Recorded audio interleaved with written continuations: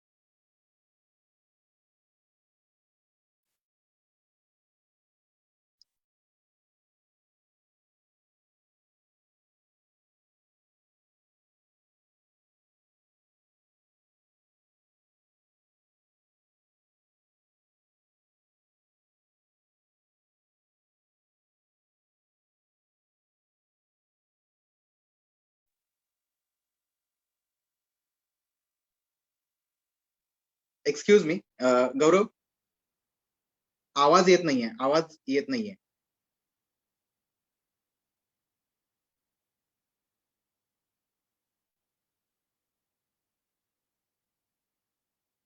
Unmute करायला पाहिजे.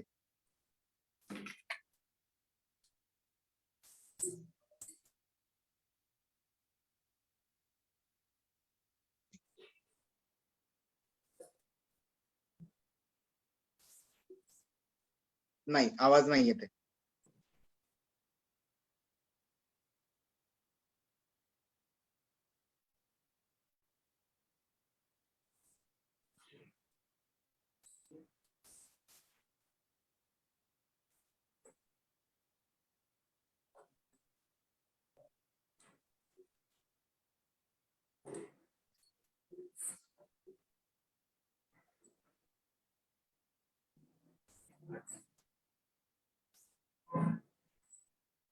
करणारी ही व्याख्यानमाला अनेक कारणांनी आयोजित केली जाणं महत्वाचं होतं. सध्याचं आपल्या अवतीभोवतीचं वातावरण हे विलक्षण अस्वस्थ करणार आहे आणि अशा वेळी सगळ्यात संभ्रमित कोण झालं आहे तर केवळ आपल्या देशातला नाही तर जगभरातला युवक आज संभ्रमित आहे. संभ्रमित होणं, मनामध्ये विषाद निर्माण होणं, एखाद्या प्रश्नांनी अस्वस्थता निर्माण होणं. नमस्कार. विश्व युवा व्याख्यानमालेच्या या दुसऱ्या पुष्पाच्या निमित्तानं आभासी माध्यमातून आपल्याशी संपर्क साधत असताना मला विशेष आनंद होतो आहे. या व्याख्यानमालेचं आयोजन, या व्याख्यानमालेची वेळ म्हणजे कालावधी याचा विचार केल्यानंतर माझा हा आनंद द्विगुणित होतो आहे. एक तर युवकांच्या मध्ये विविध सामाजिक, सांस्कृतिक, राष्ट्रीय जाणीवाने प्रबोधन आणि प्रत्यक्ष कृती या रस्त्यावर निघालेल्या निरंजनदास बाबांच्या वाढदिवसाच्या निमित्तानं एक आठवडाभराचा हा उपक्रम होतो आहे आणि त्यात प्रारंभ या प्रबोधन मालेतून होतो आहे. याचा मला विशेष आनंद आहे. मी निरंजनदासजींना त्यांच्या वाढदिवसाच्या निमित्तानं मनापासून शुभेच्छा देतो पहिल्यांदा.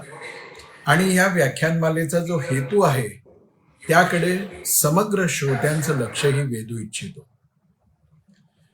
युवकांच्यासाठी प्रेरणा देणारी, युवकांना प्रबोधित करणारी ही व्याख्यानमाला अनेक कारणांनी आयोजित केली जाणं महत्वाचं होतं.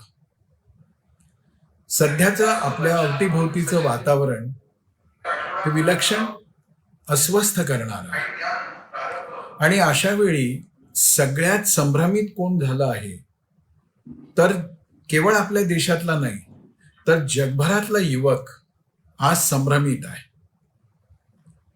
संभ्रमित होणं, मनामध्ये विषाद निर्माण होणं, एखाद्या प्रश्नांनी अस्वस्थता निर्माण होणं ही काही फार आश्चर्यकारक वा अनैसर्गिक गोष्ट नाही. अशी अवस्था, अशी स्थिती प्रत्येकाच्या जीवनामध्ये वेगवेगळ्या टप्प्यावरती येतच असते आणि त्यावेळी आपल्याला हात धरून योग्य दिशेनं घेऊन जाण्याचं काम आपल्या मनात चाललेल्या उत्तम विचारांच्या आधारानेच होत असतं. आता हे विचार वेगवेगळ्या माध्यमातून आपल्यापर्यंत येत असतात. त्याच्यामध्ये स्वतःचा अभ्यास, स्वतःचं वाचन, स्वतःचं चिंतन हा जसा एक महत्वाचा टप्पा असतो, तसंच प्रबोधनाच्या माध्यमातून वेगवेगळ्या विषयावरचे जे विचार बिंदू आपल्यापर्यंत पोचत असतात त्यातूनही आपल्याला एक फार मोठा धीर मिळत असतो. त्यामुळं वैफल्य, उदासीनता, हताशा किंवा अगदी विषादाची स्थिती ही अनैसर्गिक जरी नसली तरी अशा वेळी कोणी ना कोणीतरी एक पथदर्शी आपल्याला हवा असतो. इतिहासामध्ये गाजलेला विषाद हा विषाद योग बनला तो धनुर्धर पार्थाच्या माध्यमातून. अर्जुनही रणभूमीवरती विषादग्रस्त झाले आणि त्यांना कळेना धर्म काय, अधर्म काय, योग्य काय, अयोग्य काय. पण अर्जुन यासाठी नशीबवान होते की त्यांच्या सोबत योगेश्वर श्रीकृष्ण होते. प्रत्येक संभ्रमित जीवाच्या सोबत साक्षात श्रीकृष्ण असतील ही अपेक्षा जरी असली तरी ही संभाव्यता फार कमी आहे. आणि मग अशा वेळी कृष्णाचंच काम आपण ऐकलेले, वाचलेले वा आपल्या समोर प्रबोधित झालेले विविध विचार काम करत असतात. ते आजचा जो विषय आहे तो मुद्दामच युवकांच्यासाठी एका वेगळ्या अर्थाने महत्वाचा आहे. स्वप्ने बघूया, स्वप्ने जगूया. हा विषय प्रथमदर्शनी ऐकल्यानंतर असं वाटायला लागतं की यात आवर्जून करण्यासारखी गोष्ट काय आहे. स्वप्न तर सगळ्यांनाच पडतात. एवढंच नाही तर आधुनिक विज्ञानाने हे सिद्ध केलेलं आहे की केवळ माणसाला स्वप्न पडतात असं नाही, तर प्रत्येक जीवाला, अगदी पशुपक्ष्यांनाही स्वप्न पडत असली पाहिजे, पडतातही, असं आता हळूहळू शास्त्र सांगायला लागलेलं आहे. माणसाची स्वप्न आणि इतर योनीतली स्वप्न याच्यामध्ये एक गुणात्मक फरक आहे. माणूस आपल्या स्वप्नांचा अन्वयार्थ लावू शकतो. त्याचे विचार, त्याच्यावरचे संस्कार, त्याच्या जीवनात घडत असलेल्या घटना या सगळ्याच्या पार्श्वभूमीवरती आपल्याला स्वप्नांचा विचार करता येतो आणि त्यातून काही सूचना, काही संदेश, काही पथदर्शनही आपल्याला मिळवता येतं. पण दुर्दैवाने आज सर्व दूर, सर्व जगभर, केवळ हिंदुस्थानातच नाही तर सगळ्या जगामध्ये अशी स्थिती निर्माण झाली आहे की स्वप्न बघायचीच माणसांना भीती वाटायला लागली आहे. आपण स्वप्न बघू आणि त्या बघितलेल्या स्वप्नांच्या माध्यमातून निर्माण झालेल्या आशा, अपेक्षा, आकांक्षा या जर सफल होऊ शकल्या नाही तर नव अवदासींनी आपल्या जीवनात येईल की काय असं अनेकदा अनेकांना वाटायला लागतं. विशेषतः युवावस्थेमध्ये तर स्वप्नांचा वसंत काळ असतो असं म्हणतात. तारुण्यात जेवढी स्वप्न पडतात, तारुण्यात जेवढ्या विविध रंगांची स्वप्न पडतात तेवढी आयुष्याच्या दुसऱ्या कुठल्या टप्प्यावर पडत असतील की नाही परमेश्वरच जाणे. पण आज आपल्या अवतीभोवतीचे जे वातावरण दिसतं आहे त्याच्यामध्ये सर्वात चिंतनीय अवस्था कोणाची झाली आहे तर युवकांची झाली आहे. अनेक कारण आहेत आणि या सगळ्या कारणांचा परिणाम काय होतो आहे की स्वप्न बघण्या इतकी सुद्धा सकारात्मकता आपल्या चित्तात शिल्लक राहील की नाही अशी साधार शंका वाटावी असं एकूण सगळं वातावरण आहे. एवढंच नाही तर ही नकारात्मकता वेगवेगळ्या माध्यमातून वाढवण्याचा प्रयत्न होतो आहे. कळत नकळत असं म्हणत नाही मी, कित्येक वेळा तरी मला असं वाटतं की अशी नकारात्मकता संपूर्ण मानवी जीवनात पसरवण्याचं कारस्थानच काही लोक करतायत. आज आपल्या अवतीभोवती जी चित्र दिसतं आहे त्यात अनेक कारणांनी ही नकारात्मकता डोकं वर काढते आणि सगळ्यात प्रभावी माध्यमातून ही आपल्यापर्यंत मोठ्या चतुराईने पोचवली जाते. कोणतंही माध्यम, मग ते प्रिंट मीडिया असो, इलेक्ट्रॉनिक मीडिया असो, सोशल मीडिया असो, त्याच्यावरच्या 80% अधिक गोष्टी अशा आहेत की ज्यामुळं आपल्याला जगण्यावरचा विश्वासच हळूहळू कमी व्हायला लागतो. ही भयंकर स्थिती आहे. माहितीचा, ज्याला चुकून आपण ज्ञानाचा म्हणतो, पण आहे तो माहितीचा, आणि नुसत्या माहितीचा नाही तर अनावश्यक माहितीचा इतका विस्फोट आपल्या अवतीभोवती घडतो आहे की मुळातच निर्णय न घेऊ शकणारं माणसाचं मन अधिक संभ्रमी, अधिक कोलाहल युक्त व्हायला लागलेला आहे. या सगळ्यातून युवक बाहेर कसा जाईल? कितीतरी प्रश्न जे यापूर्वीच्या मानव जातीच्या इतिहासातल्या वाटचालीत इतक्या तीव्रतेने भेडसावले नव्हते ते आता भेडसावायला लागलेले आहेत. त्यातही आपल्या देशासारखा तरुणांचा देश, तरुणांची सर्वाधिक लोकसंख्या असणारा देश म्हणून ज्या देशाकडे बघितलं जातं त्या देशातल्या तरुणांच्या समोर तर अनेक गंभीर स्वरूपाचे प्रश्न आहेत. ही सगळी माध्यमं असो, मनोरंजनाची साधनं असो, वेगवेगळ्या व्यासपीठावरून व्यक्त होणारे विषय असो, यामुळं तरुणाला एक दिशा प्राप्त होण्याच्या ऐवजी एक नवा संभ्रमच त्याच्या मनामध्ये निर्माण होतो आहे असं चित्र दिसतं आहे. काय आहेत हे सगळे प्रश्न? एक मोठ्या प्रमाणावरती सुनियोजित पद्धतीनं समाजात दहशत निर्माण करण्यासाठी उघड हिंसाचाराचं समर्थन आणि हिंसाचाराचं कृत्य करणाऱ्यांची एक शक्ती उभी राहते आहे. दुर्दैवाने या हिंसक प्रवृत्तीला आपल्या स्वतःच्या स्वार्थासाठी, राजकीय स्वार्थासाठी काही लोक हवा देत आहेत, काही लोक पाठबळ देत आहेत, काही लोक त्याचं समर्थन करत आहेत आणि त्यामुळं हिंसाचार हा जणू काही या संपूर्ण वर्तमानाचा एक स्वभाव बनतो आहे अशी स्थिती निर्माण झाली.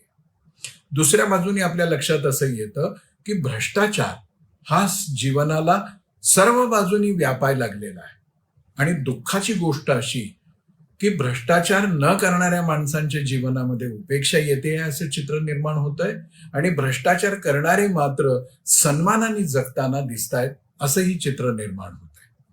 एक आहे हिंसाचाराची समस्या, दुसरी आहे भ्रष्टाचाराची समस्या. मोठमोठ्या पदांवरती आरूढ असलेले लोक ज्या तऱ्हेनं भ्रष्टाचारामध्ये लिप्त झालेलं आपल्याला दिसतं ते बघून नव्या पिढीच्या मनामध्ये प्रश्न येतो की सचोटी, परिश्रम, कष्ट, मेहनत हे सगळं मी का करतो आहे? अरे ही मंडळी तर रातोरात श्रीमंत होत आहेत, इमले बांधतायत, गाड्या घोडे उडवतायत आणि मी मात्र प्रामाणिकपणाच्या रस्त्यावर चालण्याचा वेडेपणा करून आयुष्यामध्ये वैफल्याशिवाय काय मिळवतोय?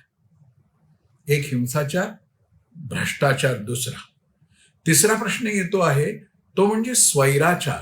सगळीकडे धुमाकूळ घालून आहे आणि या स्वैराचाराला सुद्धा प्रसिद्धी माध्यम मोठ्या चतुराईनं हवा देत आहे. जो तो आपल्या मनानुसार वागायचा प्रयत्न करतो आहे. भारतीय परंपरेमध्ये संयमाचं एक विशेष स्थान आहे. पण गेल्या काही वर्षामध्ये, काही दशकांमध्ये उपभोक्तावाद, कन्झ्युमॅरिझम इतक्या प्रमाणावरती वाढवला गेलेला आहे की जणू या सगळ्या गोष्टींचा उपभोग घेण्यासाठी मी माझ्या मनात येईल त्या मार्गाने पुढे जायला पाहिजे आणि हे सगळं मी भोगलं पाहिजे. याचा परिणाम काय होतो आहे? एक तर मला यासाठी लागणारा पैसा मिळवायचा आहे. ज्या मार्गाने शक्य आहे त्या मार्गाने मी मिळवेन, कारण मला हे सगळं उपभोगायचं आहे. हे शक्य नाही झालं तर मी हळूहळू गुन्हेगारी प्रवृत्तीकडे जायला लागतो. समाजामध्ये असहाय्य अशा स्थितीतल्या महिलांवर, अगदी कुमारिकांवर, अगदी बालिकांवर होणारे अत्याचार पाहिले तर असं वाटायला लागतं की माणसामधलं देवत्व संपून गेलं आहे काय? कशासाठी ही क्रूरता, कशासाठी हा अन्याय, कशासाठी हे अत्याचार? पण हे सगळं एका स्वैर जगण्याचा परिणाम आहे. प्रसिद्धी माध्यमामधला जाहिरात हा विषय असा आहे की ज्यातून ही उपभोगाची लालसा प्रत्येकाच्या मनामध्ये वाढवली जाते आणि त्याचा सर्वाधिक परिणाम युवकांच्या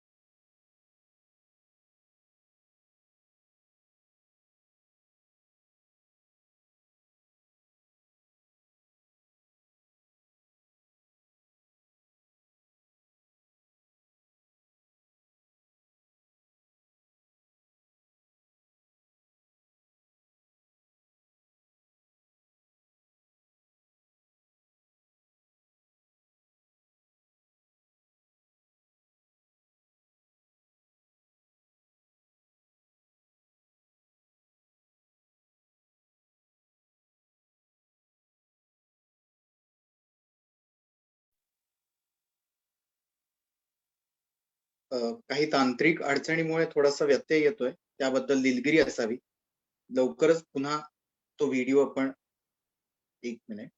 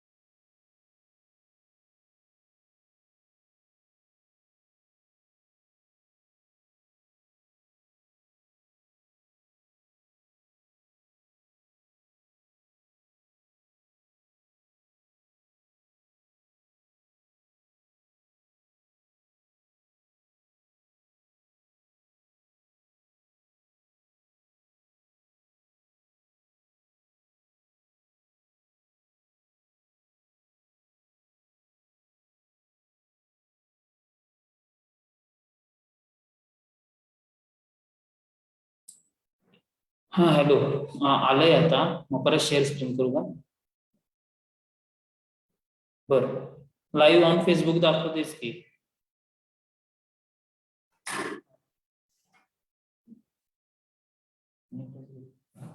बर.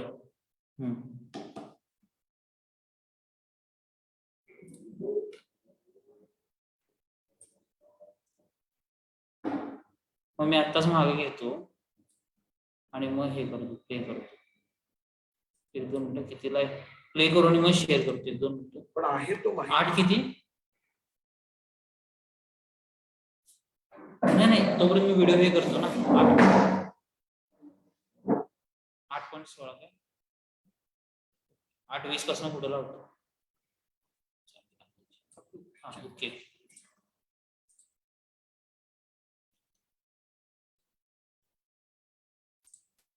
परत नेट गेलं. मोबाईल जोड की. जोडले की. हॅलो आहे की. झालं. काय माहित माझं नेटवर्कला इश्यू आलेला. होय. मोबाईल हा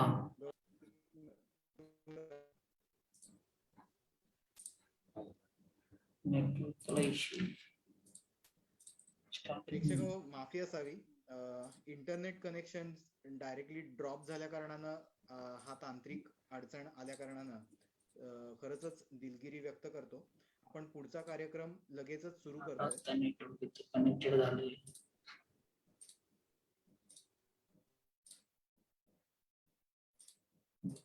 गोष्ट करणार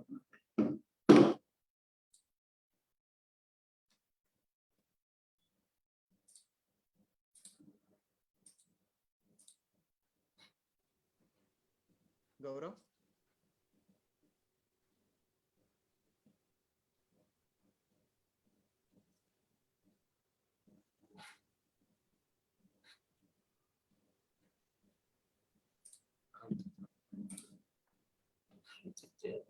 प्ले करतो आता.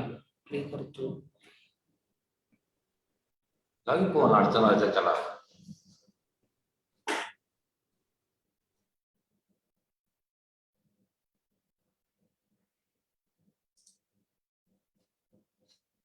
करू दिसते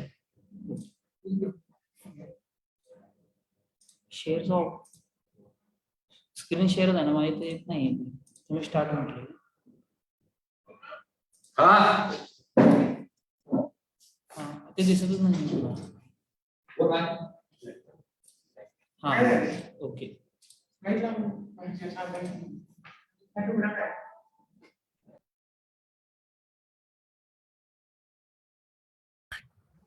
काय आहेत हे सगळे प्रश्न? एक मोठ्या प्रमाणावरती सुनियोजित पद्धतीनं समाजात दहशत निर्माण करण्यासाठी उघड हिंसाचाराचं समर्थन आणि हिंसाचाराचं कृत्य करणाऱ्यांची एक शक्ती उभी राहते आहे. दुर्दैवाने या हिंसक प्रवृत्तीला आपल्या स्वतःच्या स्वार्थासाठी, राजकीय स्वार्थासाठी काही लोक हवा देत आहेत, काही लोक पाठबळ देत आहेत, काही लोक त्याचं समर्थन करत आहेत आणि त्यामुळं हिंसाचार हा जणू काही या संपूर्ण वर्तमानाचा एक स्वभाव बनतो आहे अशी स्थिती निर्माण झाली. दुसऱ्या बाजूने आपल्या लक्षात असं येतं की भ्रष्टाचार हा जीवनाला सर्व बाजूनी व्यापायला लागलेला आहे आणि दुःखाची गोष्ट अशी की भ्रष्टाचार न करणाऱ्या माणसांच्या जीवनामध्ये उपेक्षा येते असं चित्र निर्माण होत आहे आणि भ्रष्टाचार करणारे मात्र सन्मानाने जगताना दिसत आहेत असंही चित्र निर्माण होत आहे. एक आहे हिंसाचाराची समस्या, दुसरी आहे भ्रष्टाचाराची समस्या. मोठमोठ्या पदांवरती आरूढ असलेले लोक ज्या तऱ्हेनं भ्रष्टाचारामध्ये लिप्त झालेलं आपल्याला दिसतं ते बघून नव्या पिढीच्या मनामध्ये प्रश्न येतो की सचोटी, परिश्रम, कष्ट, मेहनत हे सगळं मी का करतो आहे? अरे ही मंडळी तर रातोरात श्रीमंत होत आहेत, इमले बांधतायत, गाड्या घोडे उडवतायत आणि मी मात्र प्रामाणिकपणाच्या रस्त्यावर चालण्याचा वेडेपणा करून आयुष्यामध्ये वैफल्याशिवाय काय मिळवतोय? एक हिंसाचार, भ्रष्टाचार दुसरा. तिसरा प्रश्न येतो आहे तो म्हणजे स्वैराचार. सगळीकडे धुमाकूळ घालून आहे आणि या स्वैराचाराला सुद्धा प्रसिद्धी माध्यम मोठ्या चतुराईनं हवा देत आहे, जो तो आपल्या मनानुसार वागायचा प्रयत्न करतो आहे. भारतीय परंपरेमध्ये संयमाचं एक विशेष स्थान आहे. पण गेल्या काही वर्षामध्ये, काही दशकांमध्ये उपभोक्तावाद, कन्झ्युमॅरिझम इतक्या प्रमाणावरती वाढवला गेलेला आहे की जणू या सगळ्या गोष्टींचा उपभोग घेण्यासाठी मी माझ्या मनात येईल त्या मार्गाने पुढे जायला पाहिजे आणि हे सगळं मी भोगलं पाहिजे. याचा परिणाम काय होतो आहे? एक तर मला यासाठी लागणारा पैसा मिळवायचा आहे, ज्या मार्गाने शक्य आहे त्या मार्गाने मी मिळवेन, कारण मला हे सगळं उपभोगायचं आहे. हे शक्य नाही झालं तर मी हळूहळू गुन्हेगारी प्रवृत्तीकडे जायला लागतो. समाजामध्ये असहाय्य अशा स्थितीतल्या महिलांवर, अगदी कुमारिकांवर, अगदी बालिकांवर होणारे अत्याचार पाहिले तर असं वाटायला लागतं की माणसामधलं देवत्व संपून गेलं आहे काय? कशासाठी ही क्रूरता, कशासाठी हा अन्याय, कशासाठी हे अत्याचार? पण हे सगळं एका स्वैर जगण्याचा परिणाम आहे. प्रसिद्धी माध्यमामधला जाहिरात हा विषय असा आहे की ज्यातून ही उपभोगाची लालसा प्रत्येकाच्या मनामध्ये वाढवली जाते आणि त्याचा सर्वाधिक परिणाम युवकांच्या मनावरती होतो. कारण का? त्यांना हे सगळं हवं वाटतं. त्यांचं वय, त्यांच्या वृत्ती, त्यांच्या शरीरांतर्गत होणारे रासायनिक बदल या सगळ्यांमध्ये या जाहिराती अशा पद्धतीनं एक अविवेकाचं वातावरण निर्माण करतात की स्वैराचाराला त्यातून सुरुवात होते. हा स्वैराचार केवळ उपभोगापुरता मर्यादित आहे का? तर या स्वैराचाराला अभिव्यक्ती स्वातंत्र्याचं नाव देऊन ज्याला जे वाटेल तो त्या पद्धतीनं प्रकट व्हायचा प्रयत्न करतो, प्रकट होतो. त्यामुळे सामाजिक स्वास्थ्य, सामाजिक सौहार्द, सामाजिक शांतता, सामाजिक स्नेह याला धक्का बसतो आहे, याचं भानही नसतं. एक हिंसाचार, दुसरा भ्रष्टाचार, तिसरा आहे स्वैराचार आणि चौथा आहे दंभाचार. समाजामध्ये दांभिकता ही एवढ्या मोठ्या प्रमाणावरती वाढलेली दिसते आहे. अनेकांचे अनुभव असे असतात की हा माणूस यावेळी कारागृहामध्ये पाहिजे, जेलमध्ये पाहिजे, पण हा माणूस सन्मानाने हार तुरे पत्करत गावोगावी फिरतो आहे, लोक याच्यासमोर माना झुकून उभे आहेत, याच्या मनात आहे आणि सगळी दांभिकता भरलेली आहे. आपण जसे आहोत त्यापेक्षा आपण लोकांना कसे दिसावं यासाठी आपल्या स्वतःच्याच व्यक्तिमत्वाशी तडजोड करणारा हा दांभिकपणा, हा दंभाचार ही एक चौथी समस्या आहे. या 4 समस्यांनी सगळ्या जगाचंच वातावरण कमी अधिक विषाक्त केलेलं आहे. पण त्यातही भारतासारख्या विकासाच्या, प्रगतीच्या दिशेनं निघालेल्या आणि सर्वाधिक तरुणांची लोकसंख्या असलेल्या देशातल्या तरुणांच्या मनावर तर हे विष फार लवकर परिणाम करत आहे. आणि अशा वेळी मी तुम्हाला सांगायला आलोय, स्वप्न बघूया, स्वप्न जगूया. खरंच आहे का? अशी स्वप्न बघण्यासारखी स्थिती आहे का? त्यातही सकारात्मक स्वप्न बघण्यासारखी स्थिती आहे का? या सगळ्या अनास्थेच्या, अनागोंदीच्या, अस्वस्थ करणाऱ्या वातावरणाच्या पार्श्वभूमीवर मी विश्वासाने आपल्याला सांगतो की हे सगळं आहे, हे तर मान्यच. पण या स्थितीमध्येच ईश्वराने आपल्याला दिलेलं एक विशेष वरदान जे आहे ते म्हणजे स्वप्न बघण्याचं. ही स्वप्न आपण बघितली पाहिजे. चांगली असोत, वाईट असोत, सुरुवातीला त्याचा विचार न करता आपण स्वप्न बघितली पाहिजे. स्वप्न पडतातच. मनाने ज्याचं चिंतन केलेलं असतं ते आपल्या स्वप्नातून आपल्यासमोर प्रकट होत असतं. पण अशी स्वप्न नाकारण्यापेक्षा, अशा स्वप्नांचीच भीती वाटण्यापेक्षा किंवा अशी स्वप्न पडूच नयेत असं वातावरण निर्माण होत असतानाही मी आपल्याला आग्रहाने सांगतोय की स्वप्न बघूया. स्वप्न बघितली पाहिजे. कारण का त्यामुळं आपल्या सुप्त मनातल्या कितीतरी आशा आकांक्षा आपल्या समोर साकार होत असतात आणि त्या चित्रविचित्र एकमेकाशी संबंध नसलेल्या अनेक स्वप्नांच्या जाळ्यातून कधीतरी आपल्याला एक स्वर सापडतो, एक चित्र सापडतं, एक दिशा सापडते आणि आपल्या लक्षात येतं की अरे हे स्वप्न माझं खरं स्वप्न आहे. It's my core dream. माझ्या आत चाललेल्या सगळ्या हालचालीचं प्रतिनिधित्व करणारं हे स्वप्न आहे. पण भयभीततेच्या, विषादाच्या, उदासीनतेच्या वातावरणामध्ये आपण त्याही स्वप्नांना गाडून टाकतोय. मन तयार करूयात, मन शांत करूयात आणि स्वप्न बघायला सुरुवात करूयात. पण मी स्वप्न बघूयात असं जेव्हा म्हणतो तेव्हा आपण झोपल्यानंतर निद्राधीन असताना पडलेल्या स्वप्नांच्या विषयीच मी बोलतोय अशातला भाग नाही. ती तर प्राथमिक इयत्ता आहे, ते होणारच आहे. आपली इच्छा असो वा नसो स्वप्न पडणारच आहे, ती आपण पाहणारच आहोत. पण मी जे स्वप्न बघूया असं म्हणतो आहे त्या स्वप्नाचा पोत थोडासा वेगळा आहे. डॉक्टर APJ अब्दुल कलामांचं एक वाक्य मला या निमित्तानं आठवतंय, ते मी आपल्या समोर ठेवू इच्छितो. ते असं म्हणत की स्वप्न ती नाही जी झोप लागल्यावर पडतात, स्वप्न ती बघूयात जे आपल्याला झोप लागूच देत नाही, सतत अस्वस्थ करतात, सतत जागरूक ठेवतात. म्हणजे जागेपणी पडलेलं स्वप्न असताना ते असं स्वप्न बघण्याने काय होतं, आता मी जसं म्हणालो तसं हळूहळू त्या स्वप्नातून आपला आत्मस्वर आपल्याला सापडायला लागतो. त्या स्वप्नांना हळूहळू एका विशिष्ट आकारामध्ये आपण पकडायचा प्रयत्न करतो. जागेपणी पडलेली ही सगळी स्वप्न एका टप्प्यानंतर स्वप्न नाही राहत, मग ते आपल्या जीवनाचं हळूहळू ध्येय बनायला लागतं. आपल्यालाही न कळत अशा पद्धतीनं ध्येय बनत चाललेल्या स्वप्नांचंच आपल्या जीवनाला लक्ष्य प्राप्त होतं. आणि मग हे लक्ष्य मला आत्मसात करायचं आहे, हे ध्येय मला गाठायचं आहे, यासाठी मी अस्वस्थ व्हायला लागतो. आणि डॉक्टर APJ अब्दुल कलाम म्हणतात तसं मग मला झोपच येईनाशी होते की नाही, मला हे मिळवायचं आहे. यातलं पहिलं स्वप्न आपल्याला थोडीशी आशा दाखवतं. ते स्वप्न दृढपद झालं की त्याचं ध्येय बनतं.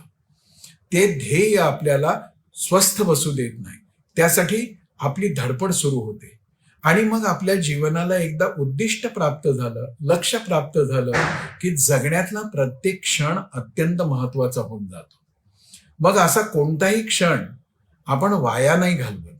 आज दुर्दैवाने आपल्याला जे दिसतं आहे ते चित्र फार भयंकर आहे. एक तर युवा पिढी काल्पनिक मनोरंजनाच्या जीवनामध्ये इतकी रममाण होऊन गेलेली आहे की ती जागी असूनही झोपल्यासारखी दिसते.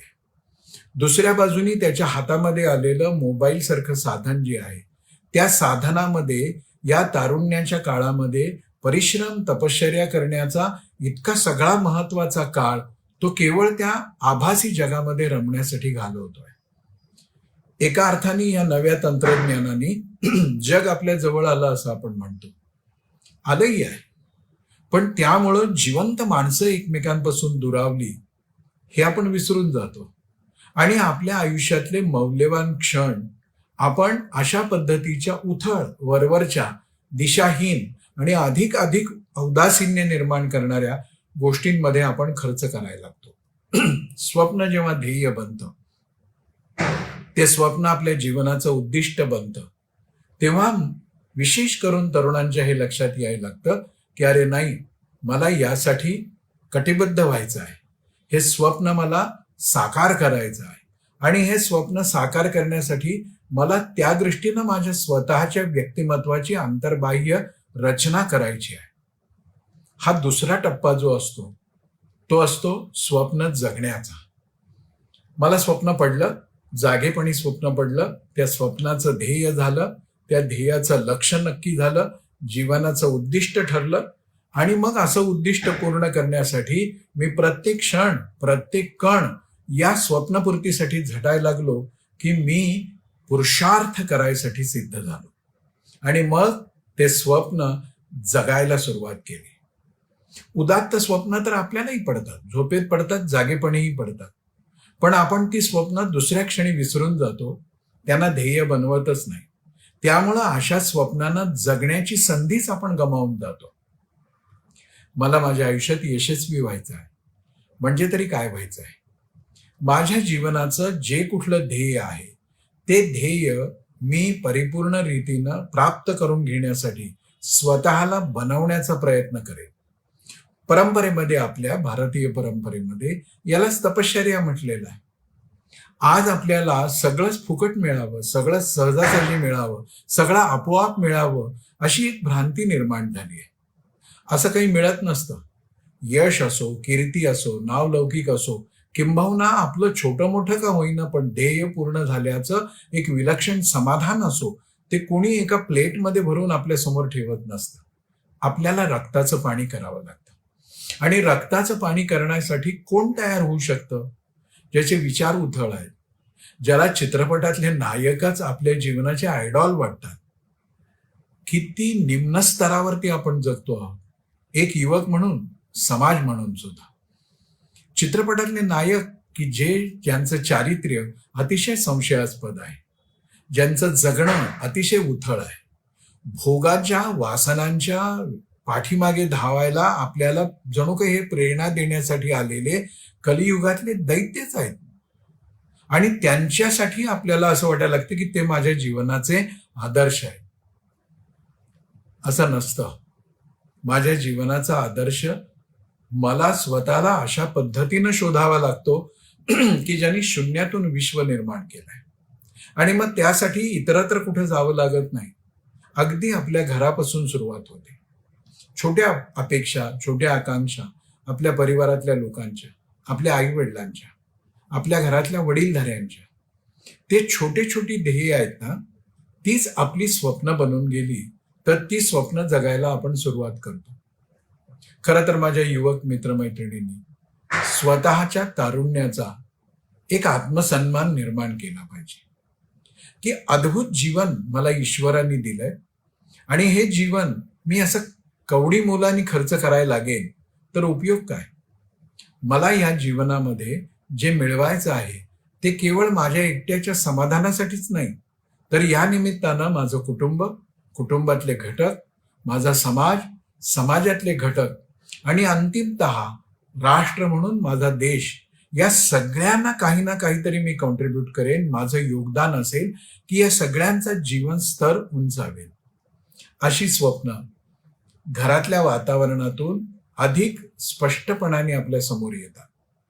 मला नेहमीच असं वाटतं की जिजाऊ आईसाहेबांच्या मनामध्ये तत्कालीन समाज जीवनाचं, तत्कालीन सगळ्या आक्रांत्यांच्या जीवनातल्या असंस्कृततेचं असं एक चित्र संताप निर्माण करणारं निर्माणच झालं नसतं, तर जिजाऊ आईसाहेबांनी आपल्या घरातलं वातावरण जसं बनवलं तसं त्यांना बनवता आलं असतं का? म्हणजे जिजाऊ आईसाहेबांना एक स्वप्न पडलं. ते स्वप्न असं होतं की 450 वर्ष गुलामीत असणारा माझा हा मुलूख, माझी ही रयत, माझी ही जनता कशासाठी या लाथा खाते आहे, कशासाठी तीर्थक्षेत्र भ्रष्ट होत आहेत, कशासाठी हे अनैतिकतेचंच वर्चस्व निर्माण करणाऱ्या राजसत्ता इथली सगळी संस्कृती उद्ध्वस्त करतायत, कोणतीही स्त्री सुरक्षित नाही, हे काय आहे? मी हे बदलेन. आणि जिजाऊ आईसाहेबांच्या मनातलं हे स्वप्न ध्येय बनलं आणि त्या ध्येयाच्या पूर्तीसाठी त्यांना एक अद्भुत साधनही प्राप्त झालं छत्रपती शिवाजी महाराजांच्या रूपाने. आणि म्हणून मग त्यांनी लहानपणापासून शिवाजी महाराजांच्यावर संस्कार करत असताना अडगुलं मडगुलं सोन्याचं कडगुलं तर ऐकवलंच असेल, पण त्याबरोबरीने ऐकवलं होतं रामायण आणि महाभारतातल्या श्रेष्ठ पुरुषांचं चरित्र, आपल्या पुराणांमध्ये होऊन गेलेल्या मोठ्या मोठ्या सम्राटांचं, राजांचं, सत्ताधाऱ्यांचं असं चरित्र. त्यातून छत्रपती शिवाजी महाराज उभे राहिले आणि त्यांच्या जीवनाला एक उद्दिष्ट प्राप्त झालं. आणि ते उद्दिष्ट प्राप्त करण्यासाठी शिवरायांनी आपल्या आयुष्यातला कण आणि कण वेचला. एकटे ते यशस्वी झाले का? तर नाही. 18 पगड जातीच्या मराठी मुलखातल्या सामान्य माणसांच्या मनामध्ये त्यांनी स्वातंत्र्याचा, रयतेच्या साम्राज्याचा, हिंदवी स्वराज्याचा एक असा अंकुर फुलवला की ज्यातून इतिहास बदलून गेला. स्वप्न पाहायला पाहिजे, त्यांना ध्येय बनवलं पाहिजे, ते ध्येय साकार करण्यासाठी तपश्चर्या केली पाहिजे आणि तशी तपश्चर्या करता करता केवळ हे स्वप्न स्वप्न न राहता, ध्येय ध्येय न राहता तो माझ्या जीवनाचा ध्यास बनला पाहिजे. याचंच नाव आहे स्वप्न पाहूया, स्वप्न जगूया. असं स्वप्न जगायला सुरुवात केल्याबरोबर आपल्या जीवनामध्ये आमूलाग्र परिवर्तन घडतं. आणि हे परिवर्तन इतकं तेजस्वी असतं की त्यामुळं आपल्याला जन्म देणाऱ्या आईवडिलांना धन्यता वाटते, समाजाला धन्यता वाटते, समग्र राष्ट्राला धन्यता वाटते. आणि ध्येयाची झेप जर विलक्षण असेल तर साऱ्या मानवी समाजाला आपल्याबद्दलची धन्यता वाटते. अशी धन्यता आपल्या जीवनामध्ये यथाशक्य निर्माण करायची असेल तर स्वप्न पाहूयात, स्वप्न जगूयात. विशेषतः भारतीय युवक युवतींच्या समोर एक ध्येय आणायचे आहे, एक स्वप्न आणायचे आहे. आज आपल्याला इतक्या सगळ्या विपरीत परिस्थितीचं वर्णन मी प्रारंभी केलं, तसं सगळं चित्र दिसत असतानाही दुसऱ्या बाजूने आपल्या लक्षात येतं की अरे, केवळ अभाव आणि अभावाशिवाय दुसरं काहीही न पाहायला मिळालेली या देशातली कितीतरी माणसं जी वाड्या वस्त्यावर राहत आहेत, गाव खेड्यावरती राहत आहेत, कष्ट करणाऱ्यांच्या पोटी जन्माला आलेली आहेत, पण त्यांच्या जीवनाला एक स्वप्न पडलं, त्या स्वप्नाचं ध्येय झालं आणि ते जगत जगत त्यांनी आपलं जीवन असं काही यशस्वी बनवलं की ते लाखो लोकांची प्रेरणा बनून गेलं. अलीकडेच झालेल्या ऑलिम्पिकच्या क्रीडा स्पर्धांमध्ये आपण पाहिलं की देशातल्या अशा विविध भागातून आलेल्या युवक युवतींनी वेगवेगळी पदकं मिळवली. पदकं मिळवणं हाच काही यशाचा एक टप्पा आहे, यशातला भाग नाही, पण तोही आपण मिळवला. स्वर्ण पदक मिळवलं, रजत पदक मिळवलं, ब्रांज, अनेक प्रकारांनी आपण या स्पर्धांमध्ये यश मिळवलं. इतकंच नाही तर दिव्यांग असलेल्या खेळाडूंनी सुद्धा वेगवेगळ्या क्रीडा प्रकारामध्ये आपलं स्थान सिद्ध करून दाखवलं. आणि जग विचार करायला लागलं की अरे, हिंदुस्थानामधले हे सगळे खेळाडू अशा पद्धतीने यशस्वी होत आहेत, कोण आहेत हे? आणि मग आपणही जेव्हा विचार करायला लागलो तेव्हा आपल्या असं लक्षात आलं की कुणाचे आई वडील मोलमजुरी करतायत, कुणाकडे ज्या क्रीडा प्रकारात त्यांना पुढे जायचं आहे त्याच्यासाठी आवश्यक असणारी साधन सामुग्री नाही. कित्येक जणांच्याकडे तर 2 वेळा खाण्याची भ्रांत होती, जेमतेम एखाद्या वेळेला मिळालं तर. कित्येक खेळाडू असे होते की शेतावरती मेहनत मजदुरी करायचे आणि आपल्या खेळाच्या प्रकाराचा अभ्यास करायचे. कित्येकांना प्रशिक्षण लाभलं नाही. कित्येकांना प्रशिक्षणासाठी जायचं असेल एखाद्या केंद्रावर तर घरामध्ये जे काही होतं ते मोडावं लागलं, शेतीचे तुकडे विकावे लागले. पण ही सामान्य कुटुंबातली कष्टकऱ्यांची अभावग्रस्त जीवन जगणारी मुलं होती. त्यांना एक स्वप्न पडलं की नाही, मी माझ्या क्रीडा प्रकारामध्ये माझं स्थान सुनिश्चित करेन आणि माझ्या देशाचा गौरव वाढवेन. मला अनेक दृष्टीने हा सगळाच प्रकार अत्यंत स्फूर्ती देणारा वाटतो. या सगळ्या खेळाडूंनी जेव्हा माझ्या मित्रमैत्रिणींनो यश मिळवलं ना, तेव्हा त्यांनी आपली सगळी पदकं ही स्वतःच्या कर्तृत्वाची मिरास म्हणून मिरवली नाहीत, तर ही मी माझ्या देशाच्या चरणी अर्पण करतो अशी भावना त्यांनी स्पष्ट केली. काय गोष्ट आहे ही? एक साधी वाटणारी गोष्ट आहे, पण यातून असं लक्षात येतं की स्वप्न ध्येय झालं आणि ते ध्येय पूर्ण करण्याची धडपड, तपश्चर्या जर करायची ठरवली तर मग अभावाचं, या खेळाडूंच्या अवतीभोवती उपभोगाचं वातावरण नव्हतं काय? त्यांना स्वैराचारी, दंभाचारी, भ्रष्टाचारी वा हिंसाचारी बनवणं.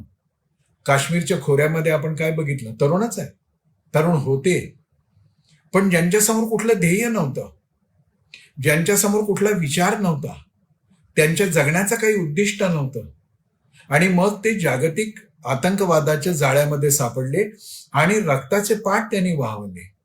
पण त्याच काश्मीरमध्ये जेव्हा एक मुक्ततेचं वातावरण निर्माण झालं तेव्हा तिथून निर्माण होणारे तरुण तरुणी सैन्यामध्ये भरती व्हायचा विचार करायला लागले. बघा, कितीही विपरीत वातावरण असलं तरी एखादा पदर असा मिळतो आपल्याला की ज्यातून आपल्या जीवनाचं परिवर्तन घडतं. खेळाडूंच्या बाबतीत तेच आहे, शास्त्रज्ञांच्या बाबतीत ते आहे. आपण अवकाश यानामध्ये केलेली सगळी प्रगती आहे याची प्रारंभीच्या काळामध्ये पाश्चात्य जगाने किती टिंगलटवाळी केली आपल्याला माहिती आहे.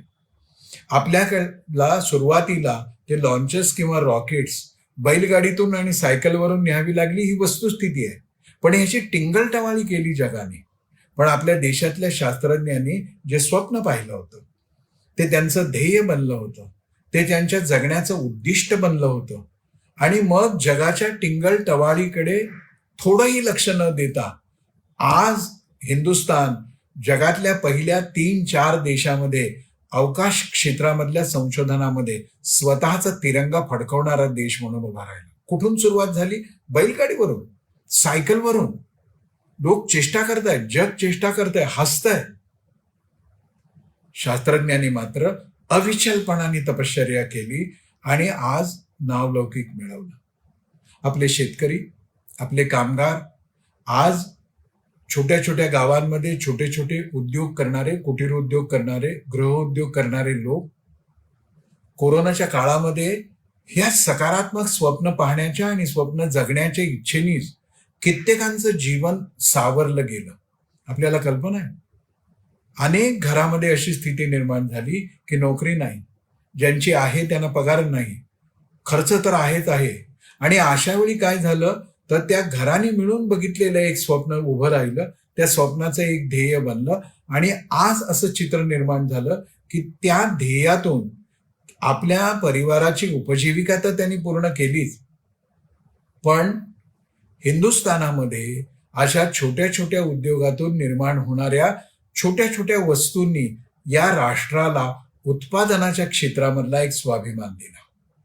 मोठ्या उद्योग समूहामध्ये सुद्धा हीच जिद्द, हीच तगमग, स्वप्न साकार करण्याचं हेच तपश्चर्येचं जीवन आपल्याला दिसतं.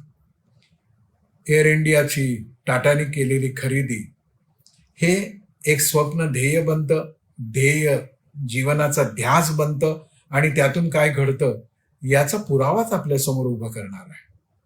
आणि हे सगळं करत असताना या सगळ्या मंडळींच्या जीवनाकडे, म्हणजे एखाद्या गावखेड्यावरचा, वाडी वस्तीवरचा धडपडीनं जागतिक पातळीवरती यशस्वी झालेला खेळाडू असो किंवा 2-3-4 पिढ्यांची औद्योगिक पार्श्वभूमी असणारा टाटांच्या सारखा एखादा उद्योजक असो, या सगळ्यांच्या जीवनात काय दिसतं? स्वप्न बघितली त्याने, सकारात्मक स्वप्न बघितले, झोपेत नाही जागेपणी बघितले.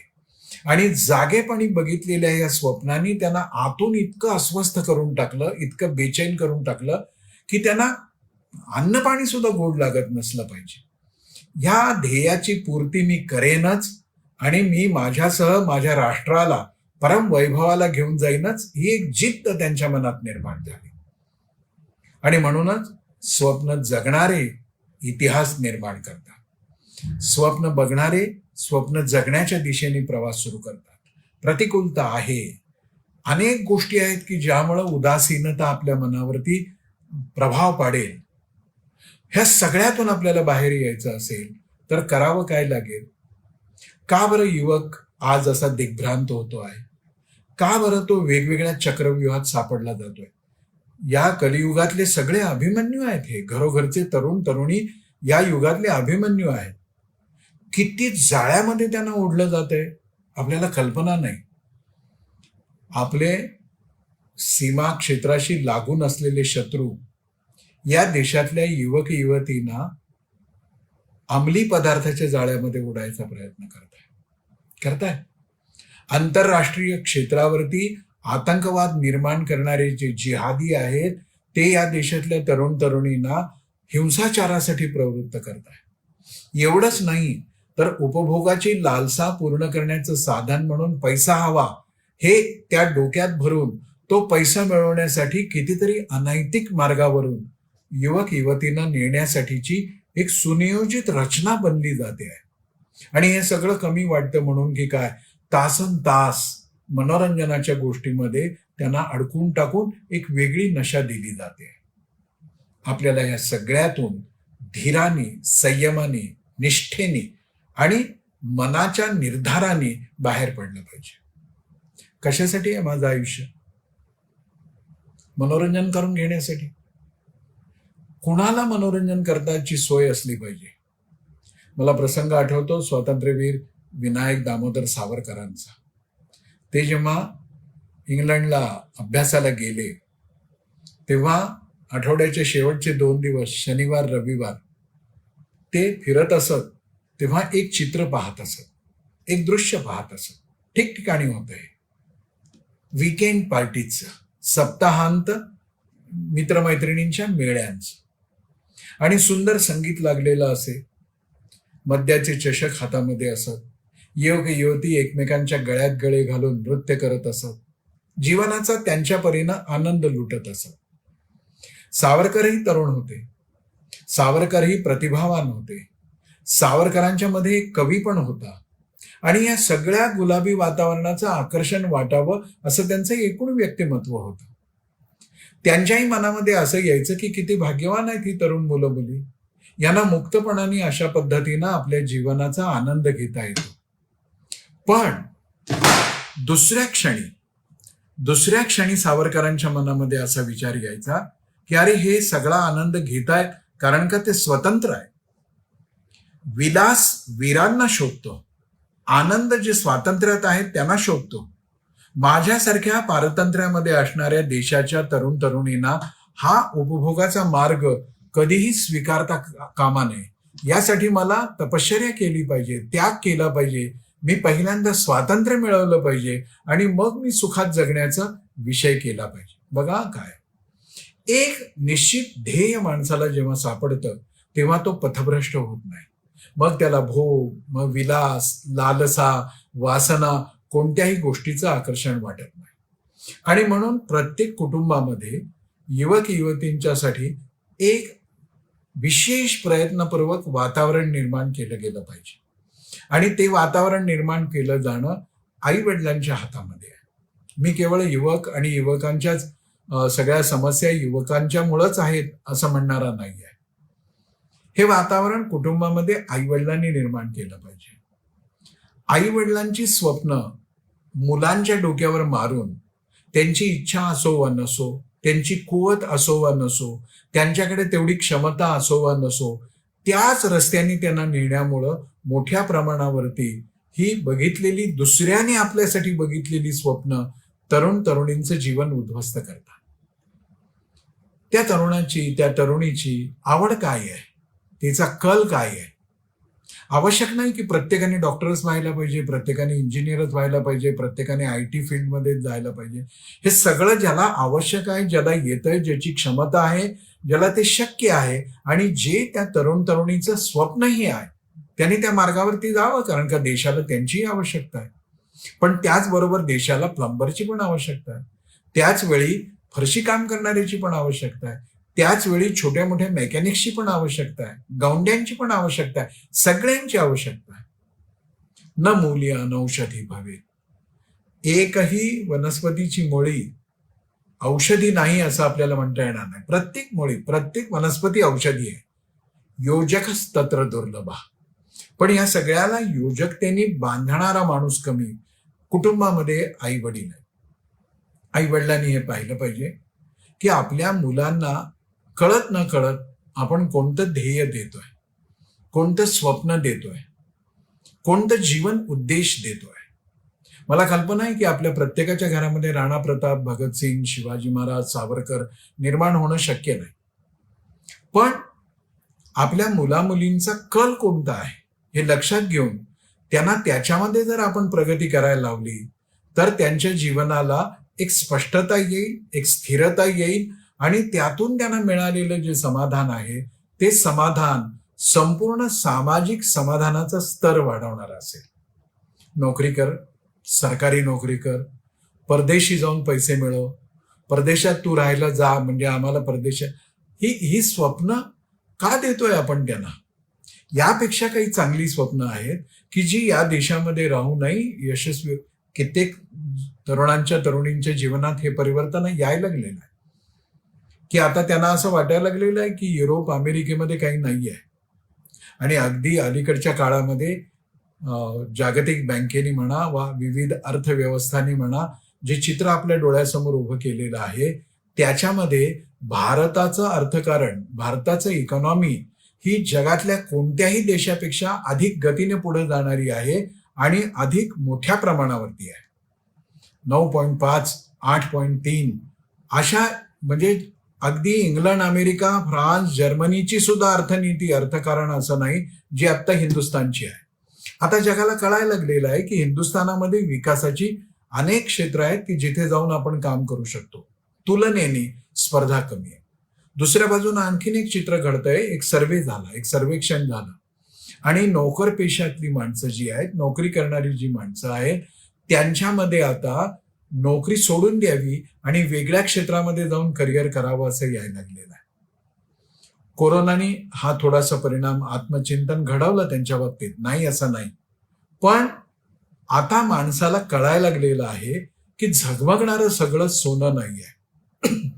मला माझ्या आयुष्यामध्ये माझ्या इच्छा आकांक्षांना नीट लक्षात घेऊन त्यांचं सोनं बनवण्याची किमया जमली पाहिजे. म्हणून घरात वातावरण काय केलं पाहिजे की केवळ त्याच्या लौकिक यशापेक्षाही मोठं काहीतरी तो जर करू शकत असेल तर त्याला त्या क्षेत्रामध्ये जाण्याची संधी दिली पाहिजे. सगळ्यांनी पदवीधर झालं पाहिजे का? आणि आता कोरोनामुळं जे भराभर 10वी आणि 12वी मध्ये 100% गुण घेऊन उत्तीर्ण झाले, त्यांची अवस्था पुढे काय होणार आहे? किंबहुना मी तर एक पत्रकार म्हणून अनेकदा हा अनुभव घेतो की गुणवत्ता, पूर्वीच्या काळामध्ये 10वी 12वीची गुणवत्ता यादी जाहीर व्हायची. त्यातल्या काही मुलामुलींशी मी गप्पा मारत असे. संपादक असल्यामुळं ते पेढे द्यायला येत, फुकटचे पेढे मला खायला मिळत आणि शिवाय मला त्यांना तपासताही यायचं. मी कित्येक गुणवत्ता यादीतल्या मुलांशी बोलल्यानंतर असं लक्षात आलं की त्याच्या त्या चौकटबद्ध अभ्यासक्रमाच्या पलीकडचं त्याला फारसं काही माहिती नाही. त्याला लेखक माहिती नाहीत, त्यांच्या साहित्यिक रचना माहिती नाहीत, त्याला कवितांमध्ये गोडी नाही, त्याला संगीतातलं काही मूलभूत कळत नाही. आणि इतकंच नाही तर अशा गुणवत्ता यादीत आलेल्या मुलांना बँकेतून पैसे काढून आणणं किंवा रेल्वे स्थानकावरती जाऊन आरक्षण करणं हे सुद्धा जमत नसे त्या काळात. हे सगळं म्हणजे काही जीवन नाही ना. मग हळूहळू त्याला सांगितलं पाहिजे की तुझा कल कसा आहे, तुझा जीवनाचा उद्देश काय आहे, तुला काय व्हायचं आहे. स्वामी विवेकानंदांच्या जीवनातली गोष्ट आपण वारंवार ऐकली आहे, वारंवार सांगितली आहे काही जणांनी. स्वामी विवेकानंदांच्या हॉलमध्ये एक चित्र होतं आणि ते सुंदर चित्र होतं. एके दिवशी विवेकानंदांच्या वडिलांनी छोट्या नरेंद्रला प्रश्न विचारला की बेटा नरेंद्र, तुला मोठं झाल्यानंतर काय व्हावंसं वाटतं?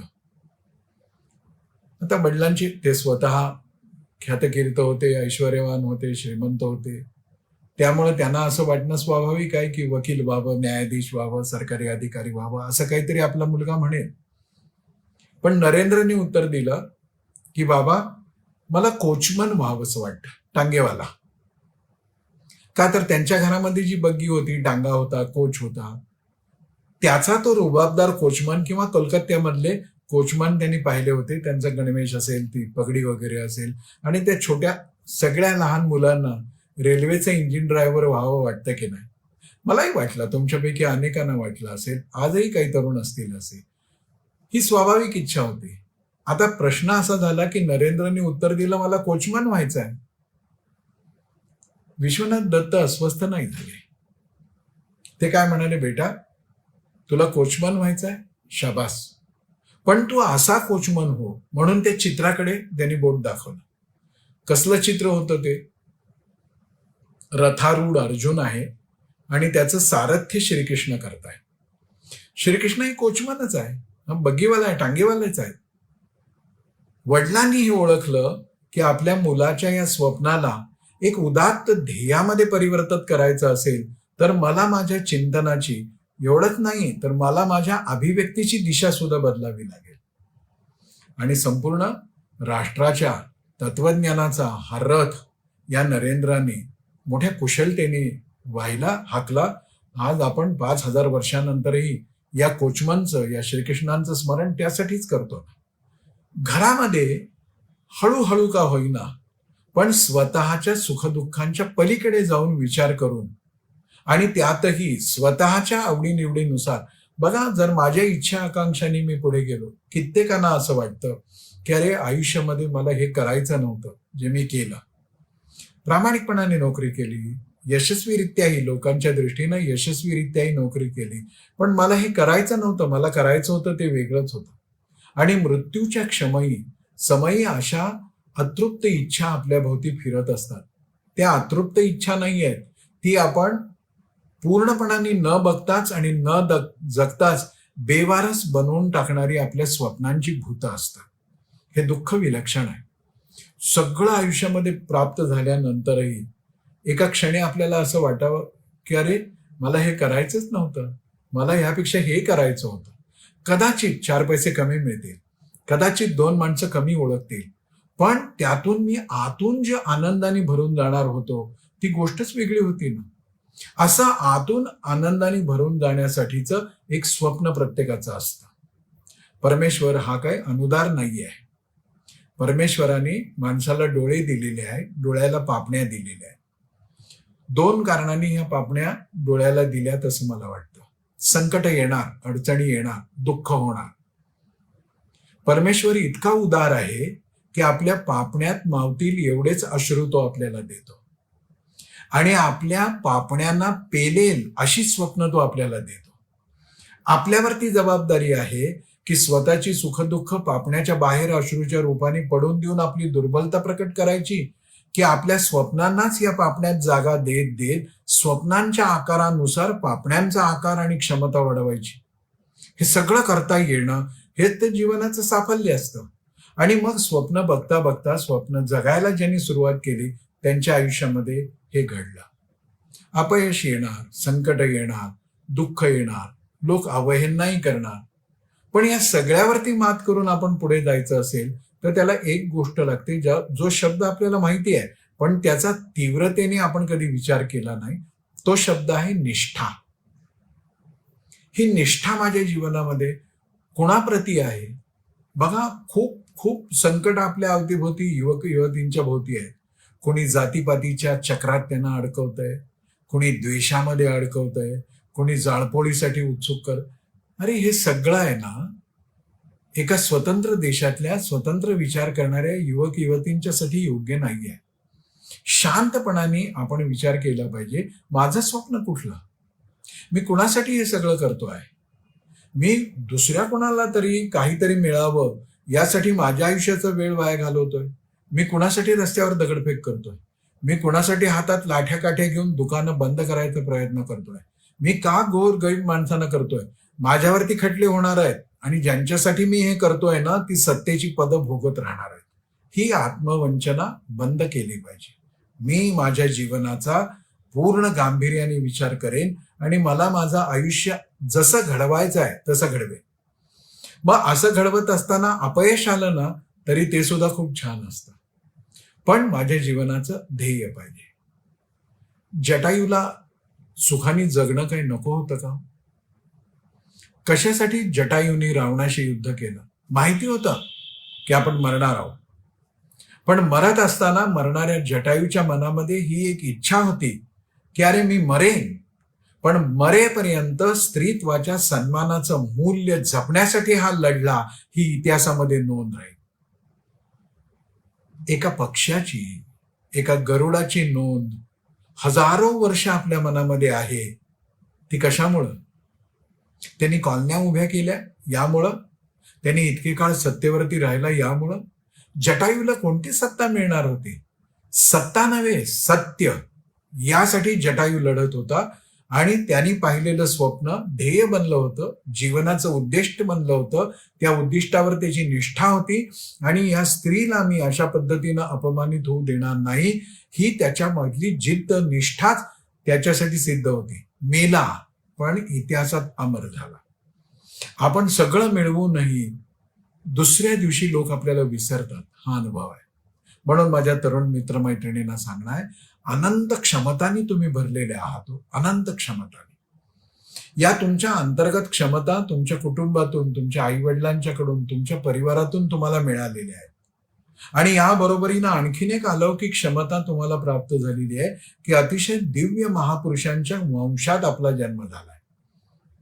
एक तर मनुष्य जन्म दुर्लभ आहे असं शास्त्र सांगतं, त्यातही तो भारतवर्षामध्ये जन्माला येणं हे आणखीन दुर्लभ आहे आणि त्यातूनही आर्य वंशात जन्माला येणं हे सर्वात दुर्लभ आहे. त्या कुळात आपण जन्माला आलो. आपल्या धमन्यातून वाहणारं रक्त आहे ना, या अनंत दैवी क्षमतांना घेऊन वाहत आहे. या सगळ्या अनंत क्षमतांचा परिचय आपण कसा करून घेणार, कधी करून घेणार, त्यासाठी काही वेळ ठेवणार की नाही. आणि म्हणूनच आपल्या भारतीय परंपरेनं आपल्याला एक परिमाण दिलं, एक पैलू दिला अध्यात्माचा, की जगाचा विचार करच. पण थोडा वेळ काढ आणि स्वतःचा विचार कर. तू कोण आहेस? अध्यात्मातला सोहम कोहम हा खोलातला विचार दूर राहू, पण मी माझ्या पुरता मर्यादित का होईना असा विचार करायला सुरुवात केली पाहिजे. आणि ती आध्यात्मिकता आहे, परिपूर्ण आध्यात्मिकता आहे. मी कोण आहे? मला काय मिळवायचं आहे? मी कशासाठी जन्माला आलोय? एक तर माझ्या जगण्याचं ध्येय काय आहे नेमकं? आणि असा विचार करता करता आपल्या लक्षात येतं की अरे, मला तर अनंत क्षमता देऊन परमेश्वराने पाठवलेलं आहे. या क्षमतातल्या काही क्षमतांना मी नीट संघटित करेन, त्यांना मी आकार देईन, त्यांना पुष्ट बनवेन आणि त्यासाठी जे जे करावं लागेल ते मी करेन. आणि हेच स्वप्न जगणं असतं. मित्रमैत्रिणींनो, मी वारंवार तुम्हाला सांगेन, यश आणि अपयश नावाची गोष्ट जगामध्ये नसते. एखाद्या ध्येयाने वेड होऊन त्यासाठी किती धडपडलो आपण, अशीच माणसं इतिहासामध्ये अमर होतात. इतिहासाचं दूर राहू, आपल्या कुटुंबात तरी आपण अमर राहिलं पाहिजे ना. आपल्या कुटुंबातल्या लोकांनी तरी आपलं स्मरण केलं पाहिजे ना. आणि त्यासाठी स्वतःला घडवण्याचा एक अत्यंत सुंदर कालखंड आहे. आयुष्यातला वसंत ऋतू आहे तारुण्य. आणि त्यामुळं निराशा, हताशा, उदासीनता हे सगळं झटकून द्यायसाठी या सगळ्या जाळ्यातून, मोहपटलातून आपण बाहेर आलं पाहिजे. थोडा वेळ स्वतःला दिला पाहिजे. आणि मग लक्षात येतं, कितीतरी गोष्टी माझ्यामध्ये आहेत, कितीतरी गोष्टी मला परंपरेनं प्राप्त झालेल्या आहेत. करुणा, मैत्र, चारित्र्य, स्नेह हे सगळं मला परंपरेने प्राप्त झालेलं आहे. दया, क्षमा, शांती हे सगळं मला परंपरेने प्राप्त झालेलं आहे. स्वतःसाठी जगणं म्हणजे जगणं नसतं, तर इतरांच्यासाठी सुद्धा जगता आलं पाहिजे, हा दिव्य विचार मला माझ्या परंपरेने दिलेला आहे. आणि मग या सगळ्या गोष्टी, पोट तर भरलंच पाहिजे मित्रमैत्रिणींना, पैसे मिळवलेच पाहिजे, पण जीवनात हेच मिळवणं, केवळ पोटच भरणं, जीवन की तयारी में हम जीवन जीना भूल गए. आम्ही जीवन जगण्याची तयारीच इतकी करत राहिलो आहोत की जगणं विसरून गेलो आहोत. आज आपण शुभ संकल्प करू, स्वप्न बघू, त्यातली निवडक स्वप्न जवळची करू. त्या जवळच्या स्वप्नामध्ये आपण काही स्वप्नांना ध्येयाचं रूप देऊ. ती ध्येय यशस्वी करण्यासाठी अनेक गोष्टींचं नियोजन आणि व्यवस्थापन आपल्याला करावं लागेल, ते करू. त्यासाठी आवश्यक असणारी गुणसंपदा मिळवण्याचा प्रयत्न करू.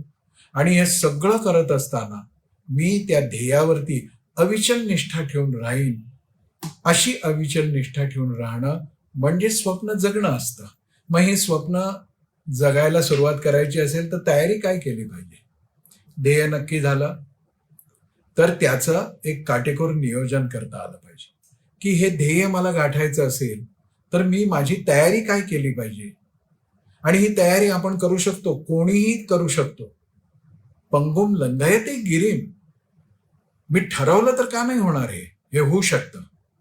मग तयारीचा पहिला टप्पा काय आहे? मला तपश्चर्येची तयारी करावी लागेल. मला आयतं जागेवर बसून कोणीही देणार नाही, कोणीही म्हणजे परमेश्वरही देणार नाही. मला तपश्चर्या करावी लागेल. आणि तपश्चर्या म्हणजे काय आहे? तर ही गोष्ट मिळवण्यासाठी मला विश्रांतीचा क्षणभरही विचार करता कामा नये. प्रमाद आणि आलस्य हे माझ्या ध्येयपूर्तीमधलं सर्वात मोठं अडचणीचं ठिकाण आहे, अडथळा आहे असं म्हटलं पाहिजे. कार्यमग्नता जीवन व्हावे, मरण हीच विश्रांती. पण महापुरुषांच्या जीवनात मरण ही विश्रांती नसते. त्यांचं मरण सुद्धा अनेकांच्यासाठी स्फुरण देणारं असतं. पण मला तपश्चर्येची, कष्टाची, परिश्रमाची, प्रसंगाला तर अर्धपोटी राहण्याची तयारी करावी लागेल. मी माझ्या इंद्रिय सुखांचा विचार करणार नाही. मी छान चौकीचे कपडे आणि ती सगळी आईट आणि तो सगळा दिखाऊपणा, यापेक्षा शाश्वत आणि सिद्ध गोष्टींच्यासाठी मी तप करेन. पहिला टप्पा. दुसरा, हे तप करण्यासाठी सुद्धा मला जे ध्येय गाठायचं आहे त्या ध्येयाशी आवश्यक असणाऱ्या सगळ्या माहितीची, ज्ञानाची, तंत्राची, मंत्राची आणि यंत्राची सुद्धा सिद्धता करावी लागेल. याला म्हटलं अभ्यास. अभ्यासाने सामर्थ्य प्राप्त होतं. अशक्य ते शक्य करिता सायास, कारण अभ्यास तुका म्हणे. हा अभ्यास मला केला पाहिजे. कष्टाची तयारी, अभ्यासाची तयारी. आणि हा अभ्यास, याचा अर्थ मी जिकडे पाऊल टाकतो आहे तिथली बारीक बारीक बारीक गोष्ट मला माहिती असली पाहिजे. ती मी लक्षात घेऊन माझं पाऊल टाकलं पाहिजे. मला दुसरा, यासाठी अविरत कष्ट करण्याची आवड पाहिजे. पुढचा मुद्दा आहे, मी शॉर्टकट कधीही स्वीकारणार नाही. यशाला शॉर्टकट नसतो. यशाला असा छुपा मार्ग, लांडी लबाडी हे मानवत नसलं, आणि असा एखादा मार्ग आहे असं वाटलं आपल्याला तरी तो कायमचा नसतो. तो अंतिमतः अशा शॉर्टकटने मिळालेलं यश एकतर अल्पजीवी असतं आणि एका भयानक अशा अपयशाकडे आपल्याला घेऊन जावं लागतं. पुढे मी माझ्या जीवनामध्ये असं ठरवेन की माझी आवड उत्तमतेची असली पाहिजे. याचा अर्थ ब्रँडेड कपडे नाही, महागड्या हॉटेलात जाऊन खाणं नव्हे. उत्तमतेची आवड याचा अर्थ मी ज्या अवस्थेमध्ये आहे त्या अवस्थेमध्ये सर्वोत्तम काय आहे त्याचा स्वीकार करेन. विचार सर्वोत्तम, आचार सर्वोत्तम, वागणं बसणं बोलणं सर्वोत्तम. आणि असा सर्वोत्तमाचा जेव्हा मी आग्रह धरतो, माझं जगणं असं काही फुलून येतं की विचारू नका. या बरोबरीनं आपल्याला आज दुर्मिळ होत चाललेली आणखीन एक गोष्ट माझ्या मित्रमैत्रिणींनो आत्मसात करायची. वडीलधाऱ्यांच्या विषयी, ज्ञानी माणसांच्या विषयी, तपस्वी माणसांच्या विषयी माझ्या मनामध्ये अपरंपार आदर भाव असला पाहिजे. किती कलावंत, म्हणजे कलावंत म्हणजे केवळ व्यासपीठावर येऊन करणारे नाही. कोरडवाहू जमिनीमध्ये तोंडात बोट घालावं लागावं असं आश्चर्यकारक पीक निर्माण करणारा शेतकरी सुद्धा माझ्यासाठी वंदनीय आहे. कारण का तो काहीतरी करून दाखवतोय. अशा सर्वांच्या विषयी माझ्या मनामध्ये आदराचीच भावना असली पाहिजे. मला यशस्वी व्हायचं आहे, स्वप्न जगायचं आहे ना, तर त्यासाठी ही सगळी मूल्य मी माझ्या जीवनामध्ये उतरवली पाहिजे. माणूसपणाचा गौरव हा माझ्या जीवनाच्या आचरणाचा केंद्रबिंदू असला पाहिजे. माझ्यासाठी जात पात, भाषा भूषा, आहार विहार, धर्म पंथ संप्रदाय काही महत्वाचं नाही. तो माणूस आहे ना, माझ्यासाठी माझा आहे.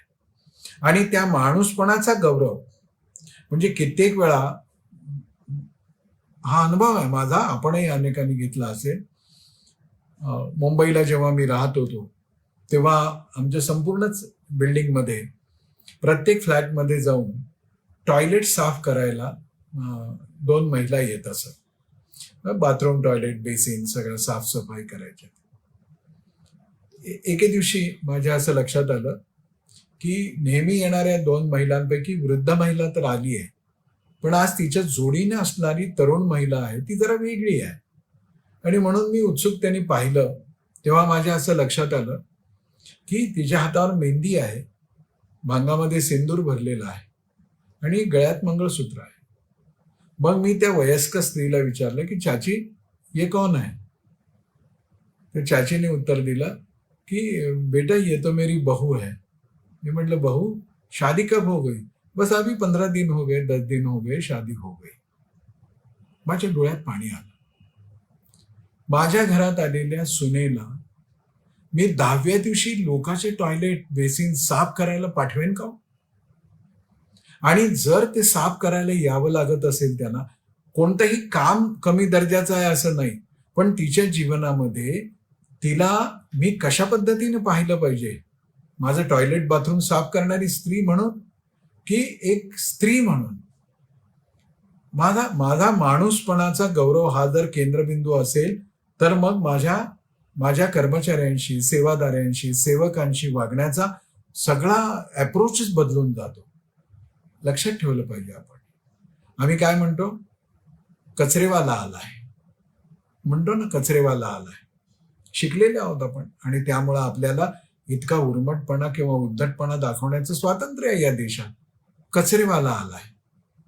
अरे माझ्या मित्रा, तुझं डोकं ठिकाणावर आहे? कचरेवाला आहे तो. कचरेवाला तू आहेस. तू केलेला कचरा साफ करायसाठी आलेला तो आहे. आणि त्यामुळं म्हणताना असं म्हटलं पाहिजे की तो कचरेवाला नाही आहे, तो कचरा साफ करणार आहे.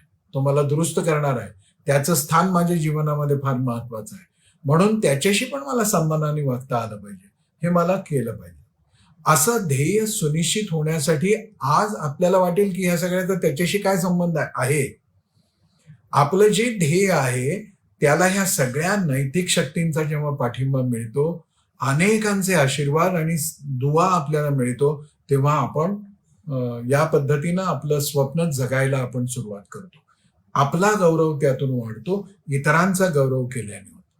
या सगळ्यात महत्वाची गोष्ट आहे, चारित्र्याचं मोल आपल्याला समजलं पाहिजे. माझ्या युवक मित्र मैत्रिणींनो, काही झालं तरी चारित्र्याचं मोल गमावता कामा नये.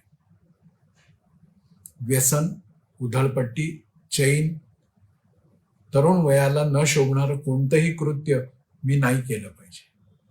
चारित्र्य हे केवळ मानसिक बळ वाढवणारी गोष्ट नाही, आत्मिक बळ वाढवणारी गोष्ट नाहीये. चारित्र्य माझं जेव्हा शुद्ध असतं धुतल्या तांदळासारखं, तेव्हा माझे विचार, माझं मन, माझी बुद्धी, माझं चित्त सगळं इतकी शक्ती माझ्या ध्येयाच्या पाठीमागे उभं करतं की आपण थक्क होऊन जाऊ. आणि ह्या चारित्र्याच्या आग्रहाने शरीर बल आपलं चांगलं राहतं.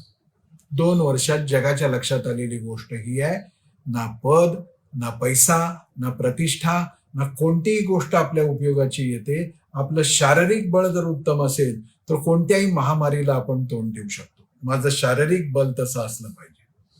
माझ्या विचारांमध्ये स्पष्टता असली पाहिजे. कोणी काही म्हणालं की मी डगमगीत झालो, असं नाही. जगण्यामध्ये सच्चाई असली पाहिजे आणि साधेपण असलं पाहिजे. माझ्या साधेपणामध्ये प्रामाणिकपणा असतो. माझ्या साधेपणामध्ये, हा पण पुन्हा दिखाऊ साधेपणा नाही, प्रामाणिक साधेपणा. आणि त्या साधेपणामध्ये एक सत्याचा आग्रह असतो.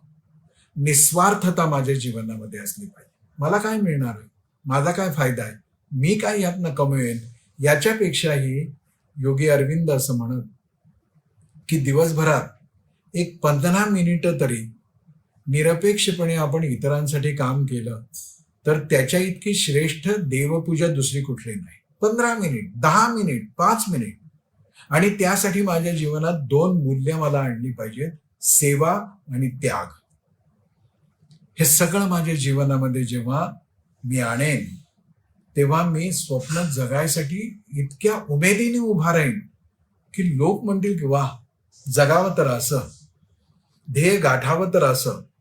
आणि म्हणून जीवनामध्ये स्वप्न पडली पाहिजे, त्याची एक शॉर्टलिस्ट बनली पाहिजे, त्यातली निवडक स्वप्न आपल्या जीवनाचं उद्दिष्ट बनलं पाहिजे, ध्येय बनलं पाहिजे.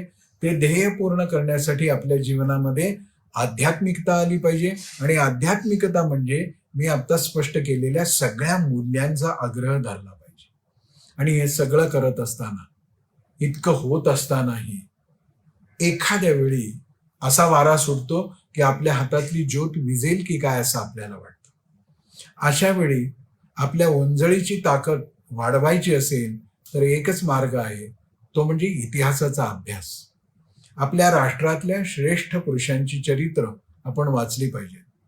त्यांनी केलेले कष्ट, त्यांनी केलेला त्याग आणि त्यांनी मिळवलेलं यश हे आपण नीट अभ्यासलं पाहिजे. गेल्या 50, 55, 60 वर्षामध्ये दुर्दैवाने आपल्या देशामध्ये हा खरा राष्ट्रपुरुषांचा जीवनचरित्राचा इतिहास आपल्यापर्यंत आलाच नव्हता, येऊ दिला नव्हता. मुठभर लोकांच्या चरित्रांवर संपूर्ण इतिहास बेतला होता. त्यात ज्यांचा हित आणि फायदा होता ते त्यांना लखला बसो, पण राष्ट्राच्या पिढीचं नुकसान झालं. आणि आपल्याला असं वाटलं जे काही घडलं ते याच मुठभर लोकांमुळे. पण गाव गावी, घरोघरी अशी महापुरुषांची मांदियाळी होती, त्यांचाही इतिहास आपल्याला माहिती असला पाहिजे. आणि हे सगळं युवक युवती जेव्हा ठरवतील तेव्हा त्यांना सकारात्मकच स्वप्न पडतील, जागेपणी स्वप्न पडतील. आणि ती स्वप्न आपल्याला झोपूच देणार नाही. अशी सगळ्यांची झोपमोड करणारी स्वप्न माझ्या देशातल्या युवक युवतींना पडावीत, अशीच या देशातल्या संत परंपरेच्या चरणी प्रार्थना करतो. माझ्या युवक मित्रमैत्रिणींनो, विश्व युवा व्याख्यानमाला हा एक अभिनव उपक्रम आहे, ज्यातून आपल्याला सकारात्मक विषय दिले जातात, सकारात्मक चिंतनासाठी खाद्य पुरवलं जात आहे. त्याचा आधार घेऊयात. तुम्ही आयुष्यामध्ये कोणीही व्हा, यशस्वी नामवंत शल्यचिकित्सक व्हा, डॉक्टर व्हा, वकील व्हा, इंजिनियर व्हा, हे सगळं होत असताना एक गोष्ट विसरू नका की आपण या भारत मातेचे सुपुत्र म्हणून यशस्वी होणार आहोत.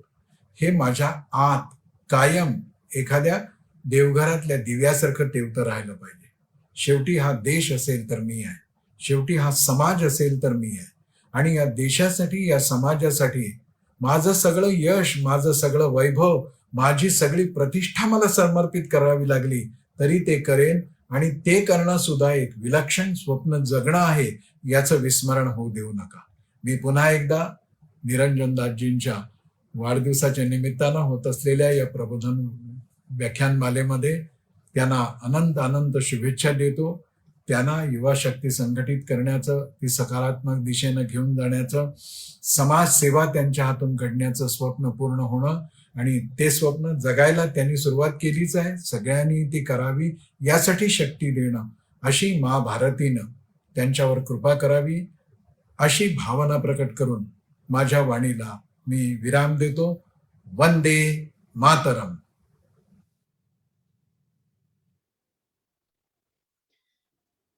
धन्यवाद विवेकजी. आपण केलेलं उत्कृष्ट असं मार्गदर्शन निश्चितच सध्याच्या युवा पिढीला एक मैलाचा दगड म्हणून मदतीला येईलच. आपण आताच उल्लेख केला ज्या वाक्याचा, ते वाक्य मी पुनरुल्लेख करू इच्छितो की स्वप्न ती नाहीत जी आपण झोपल्यानंतर पाहिली जातात, तर स्वप्न ती आहेत जी आपल्याला झोपच लागू देत नाहीत.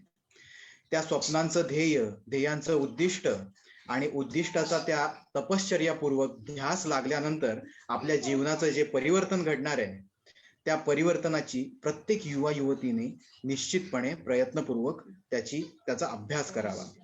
त्याच्याही पुढे जाऊन मी हे सांगू इच्छितो की एक सायकोलॉजीचं एक फॉर्म्युला आहे, 24/7/10. हा फॉर्म्युला जर उलट दिशेनं बघितला तर 10 म्हणजे 10 दिवस, प्रत्येक दिवशी रात्री, आठवड्याचे 7ही दिवस आणि प्रत्येक दिवसाचे 24 तास जर आपण एक काम पुन्हा पुन्हा केलं तर ते कायमस्वरूपी आपल्या मेंदूमध्ये ठसतं. तर अशा पद्धतीनं जर हा आपल्या विश्व पंढरीच्या फेसबुक पेजवरती असलेला हा विवेकजींचा व्हिडिओ आजचा जर प्रत्येक युवा युवतीनं 10 दिवस दररोज रात्री ऐकला तर निश्चितच या विश्व युवा व्याख्यानमालेचं सार्थक झालं असं मला वैयक्तिक वाटतं. त्यातूनही अजून जेव्हा जेव्हा म्हणून नैराश्य येईल, कोणत्या तरी स्वप्नाचं पूर्तता होत नाहीये असं वाटेल किंवा आयुष्यामध्ये फ्रस्ट्रेशन सारखी परिस्थिती निर्माण होईल, तेव्हा देखील हा व्हिडिओ निश्चितच तुम्हाला मदतीचा ठरू शकेल. एवढं बोलून मी आजचा आपल्या विश्व युवा व्याख्यानमालेचा दुसऱ्या दिवसाचा सांग झाला असं जाहीर करतो. त्याचबरोबर उद्या दिनांक 26 ऑक्टोबर रोजी डॉक्टर अनिल बनसोडे हे आपल्याला वक्ते म्हणून लाभलेले आहेत आणि त्यांचा विषय स्टार्ट ऑफ परफेक्ट डे असा आहे. तेव्हा उद्या भेटूया. धन्यवाद.